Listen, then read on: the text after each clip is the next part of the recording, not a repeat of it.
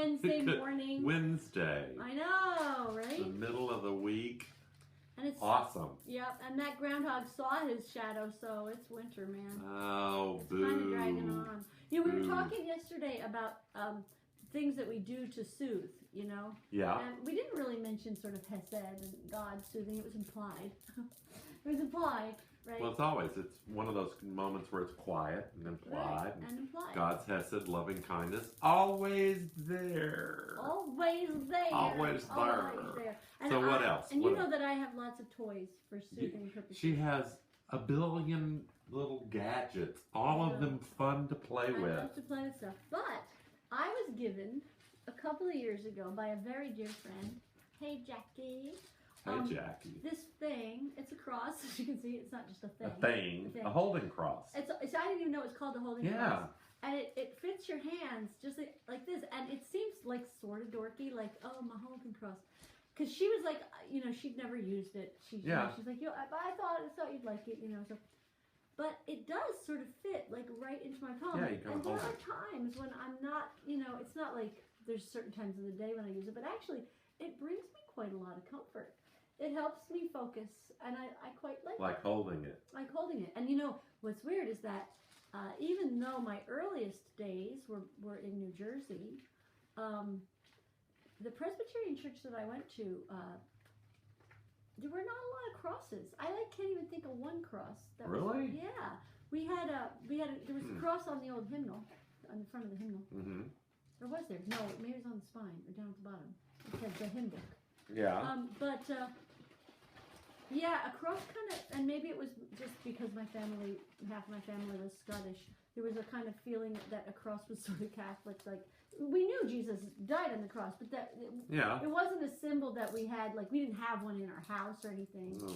We didn't. Really we had lots of them. crosses. Yeah, but you were from a different place. Yeah, I guess down in the south and the culture. You don't see them as much in Scotland. I don't know. Oh, really? Yeah.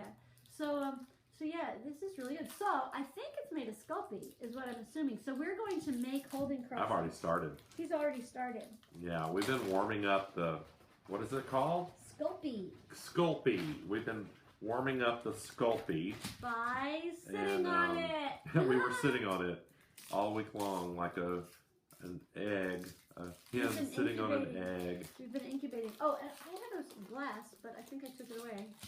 I was going to use the glass for talking about chickens.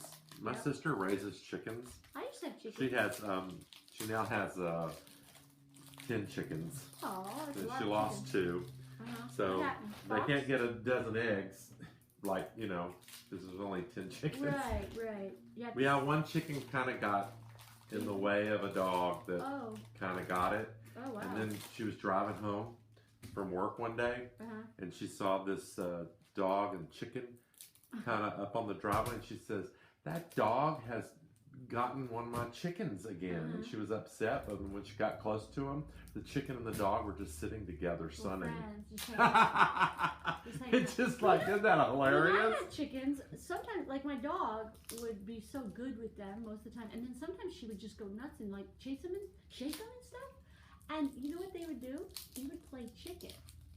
Play chicken. They tend to be dead, so I go out there and the chicken, and then the chicken played chicken. The chicken played chicken, and then the chicken would sort of shake it off and like move over back to the house. I was like, wow. A chicken playing chicken. That's funny. You talked to the Starling. You're leaving? I've got to get the roller. I had a rolling pinning it out. Well, I'm unwrapping this Sculpey, and so it's multicolor. So we have to somehow. Yeah, so my idea was my idea was to sort of roll them and then layer them, and then swirl them, and then cut it, and then roll it and swirl it again, so that it has like it's really pretty, like marbly bits. I have a wooden holding cross that someone carved and then like sanded and buffed, and it's really smooth. And they didn't buff it. They didn't buff it. They buffed it. They buffed it. Buffed it. And so part of it's just how it fits in your fingers. Yeah. And it's like someone else made that. You know what it's like? What's it like? It's like someone holding your hand. It is. Yeah. And when you're by yourself and you have that sensation that someone's holding your hand. And the wood probably does the same thing. It warms up. it warms. Yeah. And it's nice. A little bit. Yeah. That's so here we are working away. It's nice to have your hand held sometimes. You know. I wanna hold your hand. I wanna hold your hand. You didn't join. Do you remember? Yeah. You didn't. Do you not like the Beatles? I do like the Beatles. He does like the Beatles. I do. I just am intensely passionate about mushing this out. You've got do you remember the first time your hand was held? Do I remember the first time? No. Hand hold? No, like by someone who I was sweet on, or by my mom. Well, my mom. I just remember my hand all the time, being really little, and I didn't want the way that if someone else I know. There's always the wrong way, and I always wanted to change. There's always a dominant hand holder out there. Yeah. You know who's going? I'm gonna. Let's hold hands for prayer, and they like, no, I don't want to do it that way. It hurts. Right. No. And then they have to. And then I can't pray. I remember being in the store, and it was in Freehold, New Jersey. It was called Brits. I remember walking around Brits. Mm-hmm. It's not there anymore. I remember walking around Brits with my mom, and I had pins and needles in my arm because I was tiny. And she was holding my hand. Pins and needles? Yeah, because all the blood had run out of my hand. Yes. What do you call it? Falling asleep? No, I got it. Pins and needles. I just wasn't with you. I thought literal pins and needles. Yeah. No, figurative pins and needles. I was like 2 or something, and I was like, oh. And she's like, what are you? Stop acting up. What are you doing? Yeah, my arm is asleep. It's dying. I didn't even have the words to say what it was, and so I said, it's nuts. Because I was thinking of nutshells, you know how nutshells are jaggedy. So I was like, it's nuts, and she's like, what are you talking about? You're nuts. Nuts. It's not. And that's what she said. She said, you're nuts, in a nice way. And I was just like, and she never let you go? No, because I would have gotten lost. Because I was the type of person that would have been like, oh, I don't fly. And she would have left. So this may take longer than we have. I know make this it cross. So this might be a 2-episode project. So right. I'm mushing mine together. How beautiful. I know. So everyone can see. So I'm mushing that together, and hopefully we'll get some swirl action going. I don't know. Okay, so this is all about finding that comfort and having someone hold your hand. Who's the first person that held your hand that you remember? I can't really. You know what? I'm just gonna say it's Suzanne. She lived across the street from me when I was in kindergarten. Oh. And I'm just going to say it was her because we used to have so much fun together. Oh. There was this grassy... Is that the one you put dirt in your shirt with? No, that's a long time later. Okay. Suzanne and I would get cardboard boxes and we'd slide down this grassy hill. So it's sort of like... We lived in Texas. We didn't have snow hills, but we had this beautiful, beautiful grass hill. Slidey hill. And I'm just going to think it was her. Okay. I know who. Who? Her name was Kristen. She was 3 years old. We lived in Houston, Texas. And Kristen was my best friend. We colored a garage wall one time with crayons. Oh, no. Covered the entire, as high up as we could reach. Which was probably 2 feet. Yeah.